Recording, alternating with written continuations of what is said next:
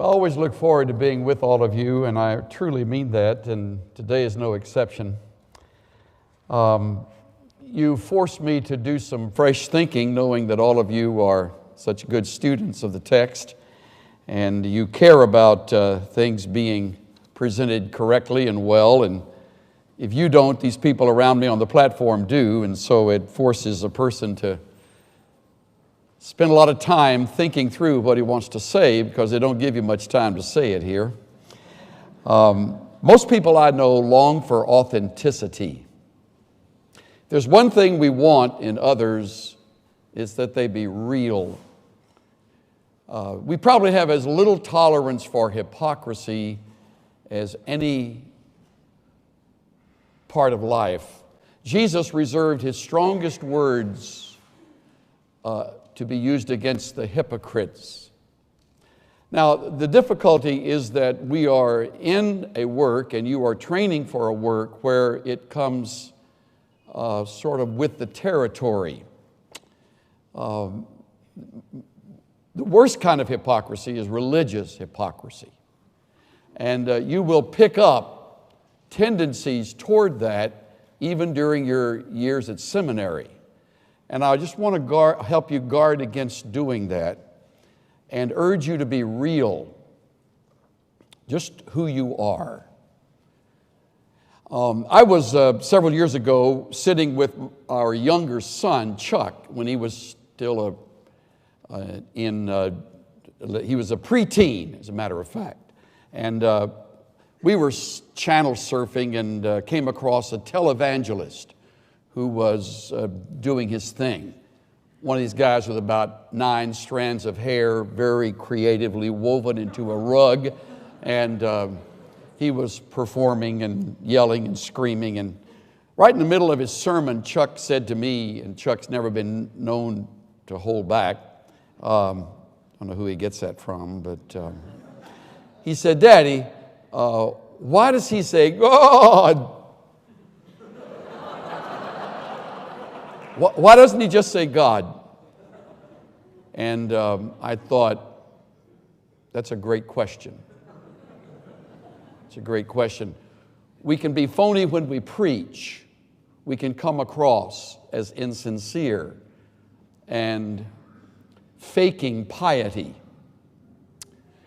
I had a neighbor stop me earlier this year and tell me that he and his wife were sort of weary of where they were attending church. And he had a great question for me when he said, we're thinking about coming out to Stonebriar. That's where your church is in Frisco. I said, yeah. He said, I just have a question.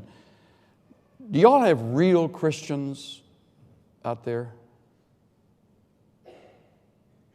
That's another good question.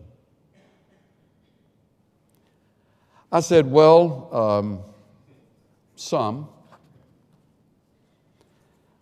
There are times I'm not altogether real. No, you know what I mean. I mean, people that are more like Jesus than those folks that we spend most of our time with.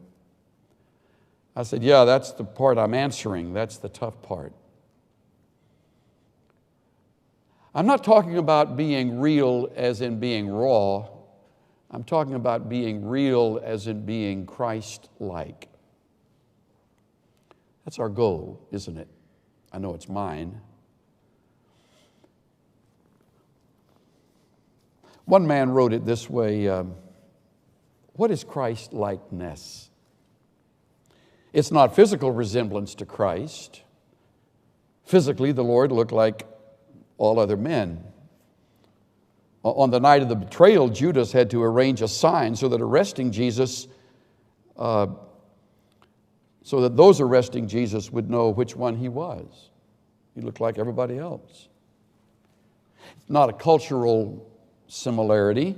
If it were, then if some descriptions of first century Holy Land customs can be trusted, we would walk about in sandals and wear long flowing robes and speak Aramaic, and all men would have beards.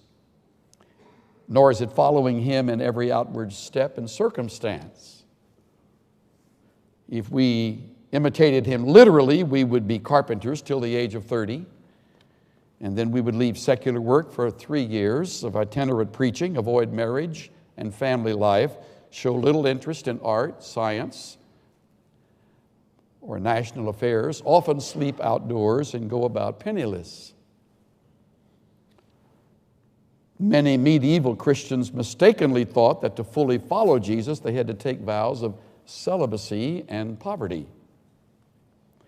Many think that Christ-likeness is imagining what Jesus would do in every situation, then following his supposed course of action.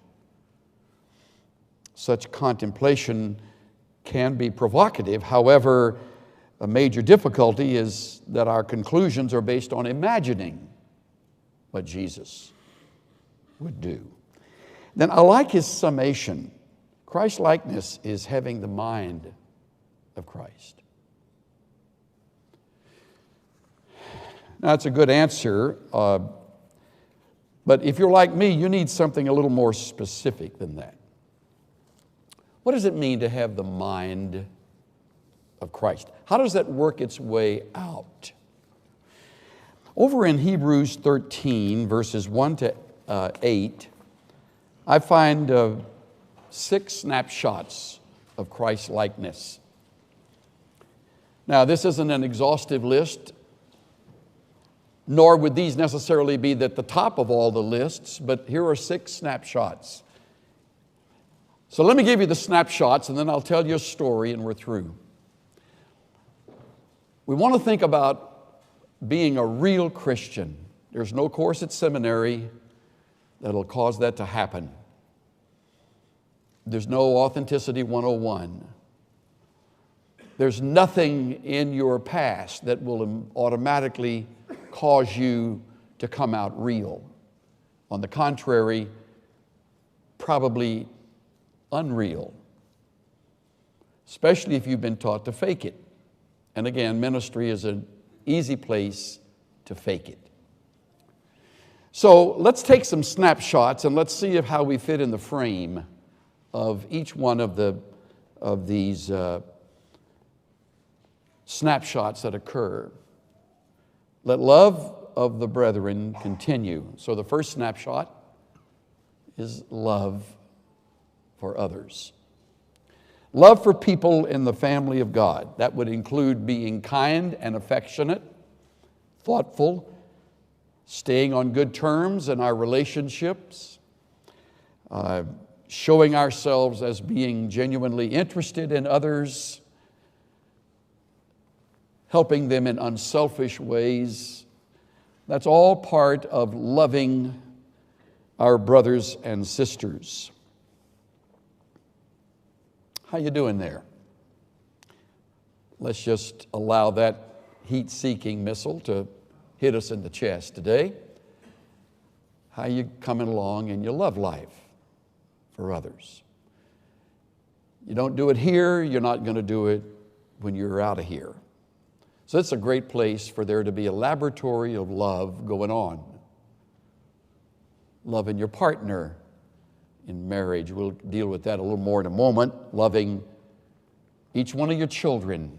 Loving your mom and dad. Start there. Loving fellow classmates. Loving your faculty members. And your faculty members loving you. Love for the brethren. That's snapshot number 1. Look at the next one. Do not neglect to show hospitality to strangers, for by this some have entertained angels without knowing it. Second snapshot is hospitality. Hidden in the word hospitality, or translated hospitality, is the term for strangers. So these would be people we're not acquainted with. But we show kindness to them. Hospitality to strangers.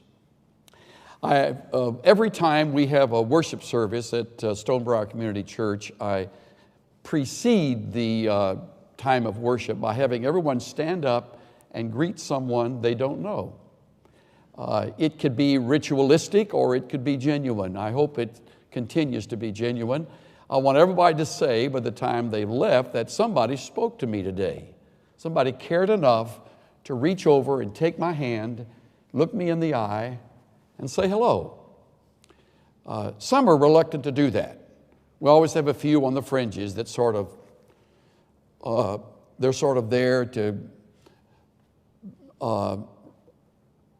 not participate, but just sort of take in and then leave. And that's not a church, and that's not Christianity. Some of you are becoming a little more aloof as you are getting more information. You're becoming harder to live with. Now, I haven't talked to anybody about you. I just know seminary life can do that to you. You get a little weird. And if the longer you're here, the weirder you get, which says something for faculty to stay a long time. And if they're not careful, they get very weird. And so, thankfully, they work on not being weird. Thankfully, they still are friendly. They still are reaching out, some more than others. You know that. Caring about people you don't know. Folks in the grocery store. Somebody pumping gas as you're there at the station pumping gas. Stop off at the dry cleaners. Somebody is there. You speak to them. You show hospitality. You reach out. They'll be surprised to know you're in ministry because they don't expect ministers to do that. I've always tried to understand why that's true. One of the reasons I encourage people to reach out at our church and greet one another is because every once in a while you shake hands with an angel. You never know it. I mean, there's not little wings getting ready to pop up out of their shoulders or something like that, but every once in a while, dropping in on our services, there would be an angel. Maybe 2 or 3 times in my lifetime that might happen. That kind of gives new meaning to greeting strangers, doesn't it? Sometimes wonder if an angel manifests himself here in our midst at the seminary. So we're told to remember or not to neglect to show hospitality. That's the second snapshot. Okay, how you doing there? Take a little look at your friendliness toward those you've never met before. Number 3, remember the prisoners as though in prison with them. And remember those who were ill-treated, since you yourself also are in the body. So the third snapshot is compassion. It's a snapshot of a person who genuinely cares about folks who are in trouble. One paraphrase reads, regard prisoners as if you were in prison with them. Look on victims of abuse as if what happened to them had happened to you. When's the last time you did anything related to prison work? When's the last time you shook the hand of a prisoner? When's the last time you prayed for a family left while their mom or dad is in prison? See what I mean? It gets more and more aloof. And how about people who are ill-treated? They're victims of molestation or some form of abuse. They're everywhere. They fill our churches. We're told here to remember them. And it's not just a thought, just a passing thought, but it's the idea of having hearts that go out to them. First response to prisoners is a judgmental response. He's getting what he deserves. We're pretty tough on prisoners. And some of them certainly deserve the consequences of their wrong actions. If in fact they are wrong and they are guilty, they need to be punished for that. I'm not soft on it. But I am more and more interested in seeing compassion grow in our ranks. It's not a trait of a liberal. For some reason, it's wound up in the liberal camp. Had a fellow say to me when I was ministering in New England, and we did a radio talk show, and I had never met him before. He was from a liberal wing of a denominational area, and we got to know each other. And we had been on the air about 2 hours. So when we finished, we were walking out to our cars, and he said, Swindoll, I want to ask you something. Where'd you pick up his compassion? He says, it doesn't fit your training. Didn't you go to Dallas? And I said, yeah, I did. Loved Dallas Seminary. He said, but it's not a school known for compassion. I said, have you ever been there? And he said, no, which that's always the answer. You know, I've never been there, but I know all about it. And yet it kind of stung because I had to wonder if he's right. How come we're not known for compassion here? Or if we are, how come the word isn't out? What is it that's made us a little more harsh and judgmental, more intolerant?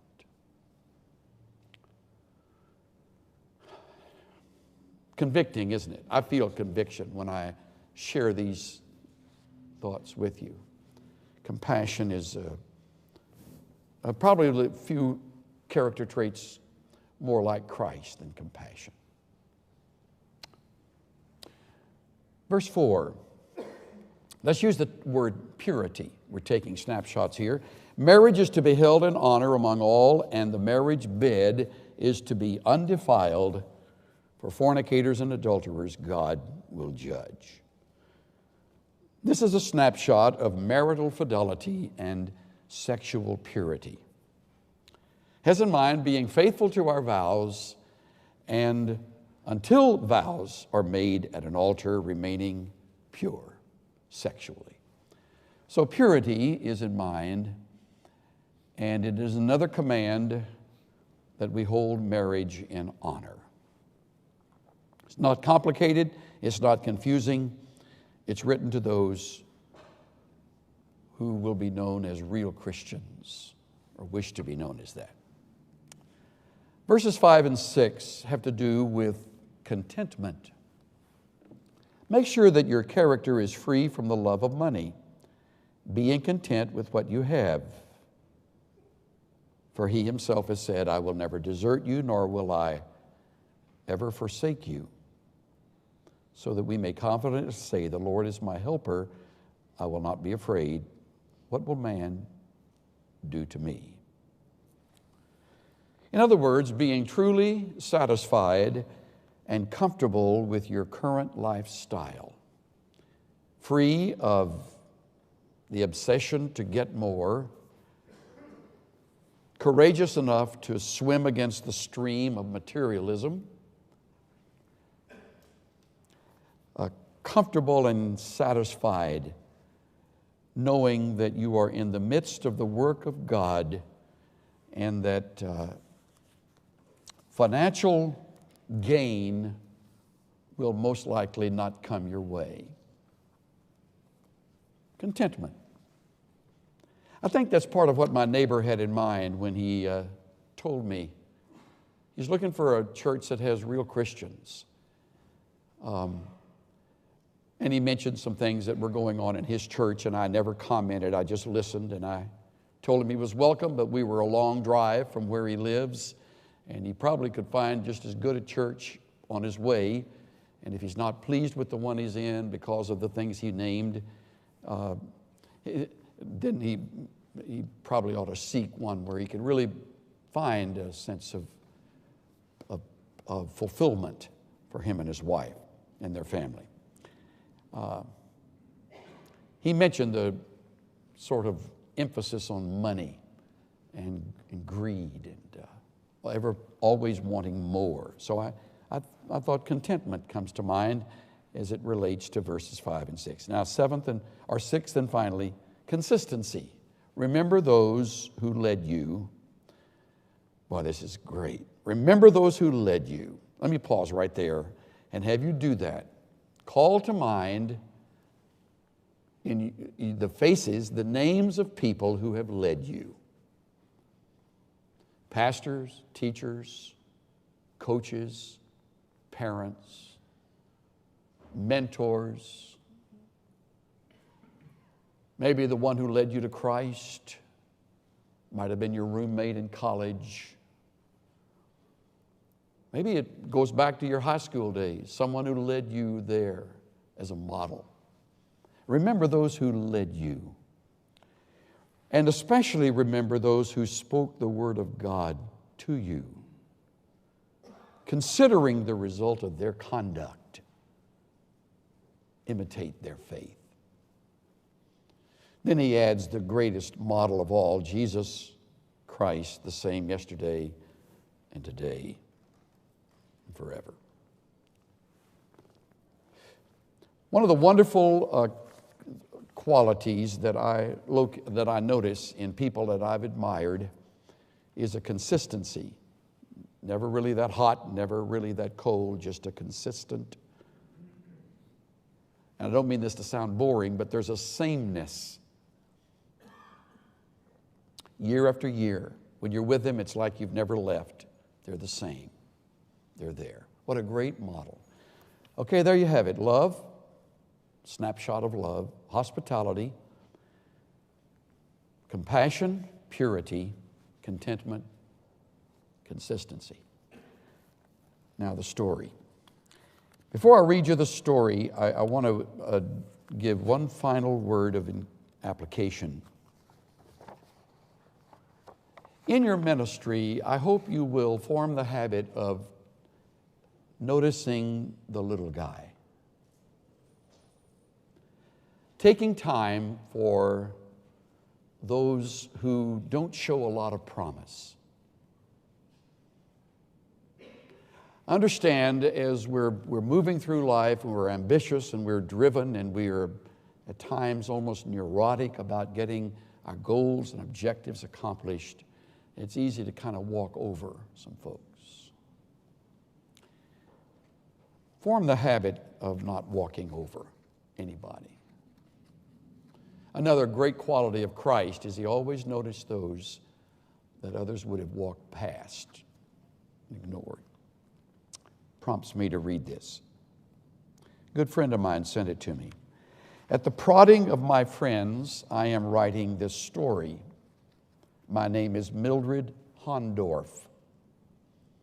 I'm a former elementary school music teacher from Des Moines, Iowa. I've always supplemented my income by teaching piano lessons, something I've done for over 30 years. Over the years, I've found that children have many levels of musical ability.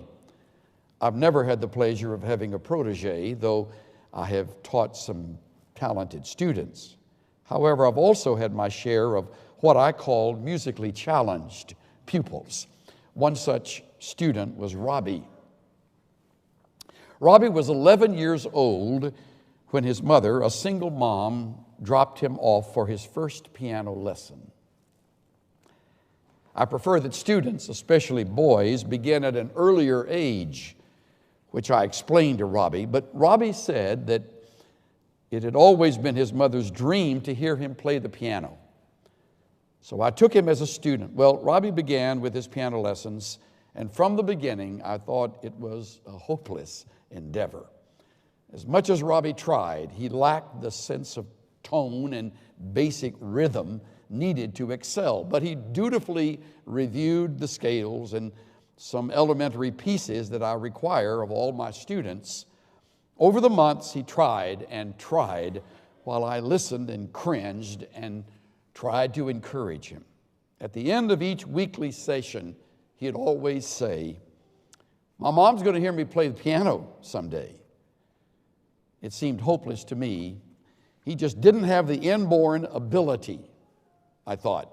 I only knew his mother from a distance as she dropped Robbie off or waited in her aged car to pick him up.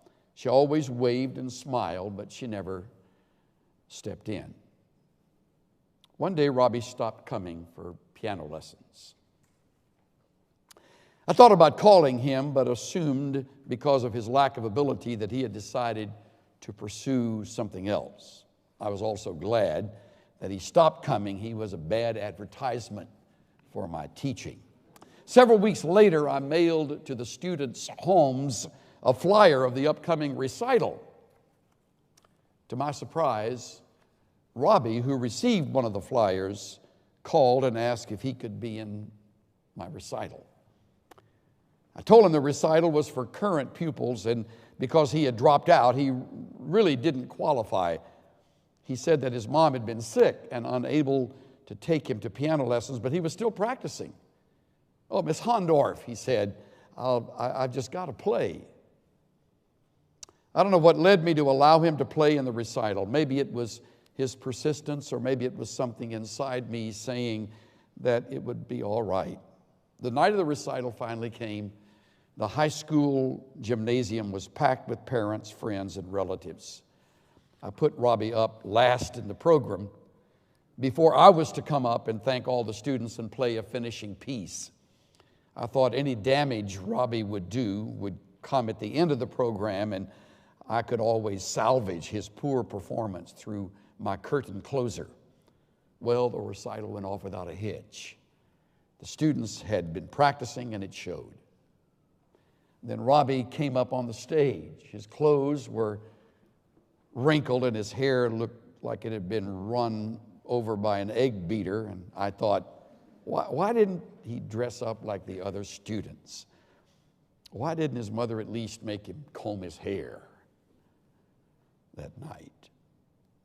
Robbie pulled out the piano bench and began. I was surprised when he announced he had chosen Mozart's Concerto number 21 in C major. I wasn't prepared for what I heard next. His fingers were light on the keys. They even danced nimbly on the ivories. He went from pianissimo to fortissimo, from allegro to virtuoso. His suspended chords that Mozart demands were magnificent. Never had I heard Mozart played so well by someone that age. After 6.5 minutes, he ended in a grand crescendo, and everyone was on his or her feet in wild applause. Overcome and in tears, I ran up on the stage and put my arms around Robbie in joy. "I've never heard you play like that, Robbie. How'd you do it?" He stepped over to the microphone and explained, "Well, Miss Hondorf, you remember I told you my mom was sick. Actually, she had cancer. She passed away this morning. And well, she was born deaf, so tonight was the first time she ever heard me play. I wanted to make it special." There wasn't a dry eye in the house that evening. As the people from social services led Robbie from the stage to be placed into foster care, I noticed even their eyes were red and puffy. And I thought to myself how much richer my life had been for taking in Robbie as a pupil. No, I never had a protege, but that night I became a protege of Robbie's. He was the teacher and I was the pupil. It is he who taught me the meaning of perseverance and love and believing in yourself and maybe even taking a chance on someone and you don't know why. This is especially meaningful to me today since after serving in Desert Storm, Robbie was killed in a senseless bombing of the Alfred P. Murrah Federal Building in Oklahoma City, April of 1995, where he was reportedly playing the piano.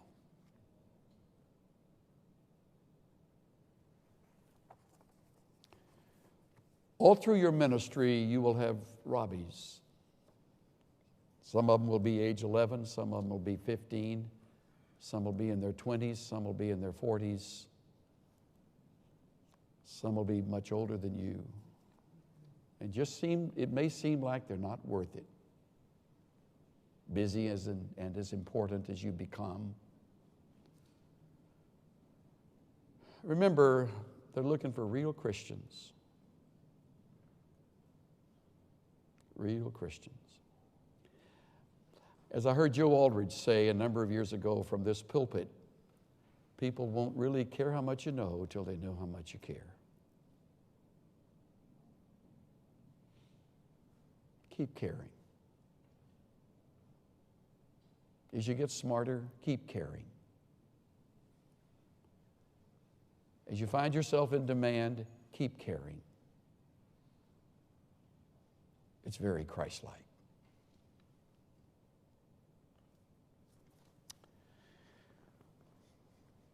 Thank you, Father, for the reproofs that come when we just pause and take time to think a little deeper.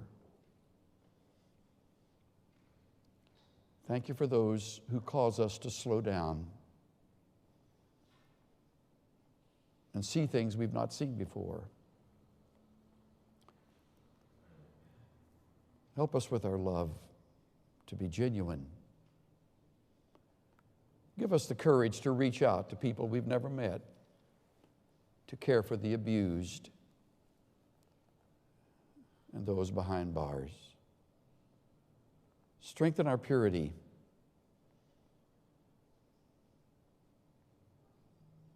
Keep us contented in your Son, Jesus, and in the calling He has placed in our lives.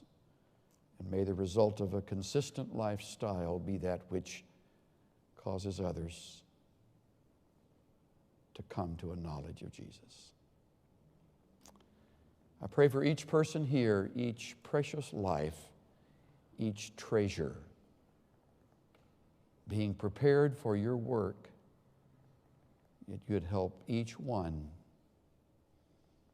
to become increasingly more like Christ. I ask it in Christ's name. Everybody said,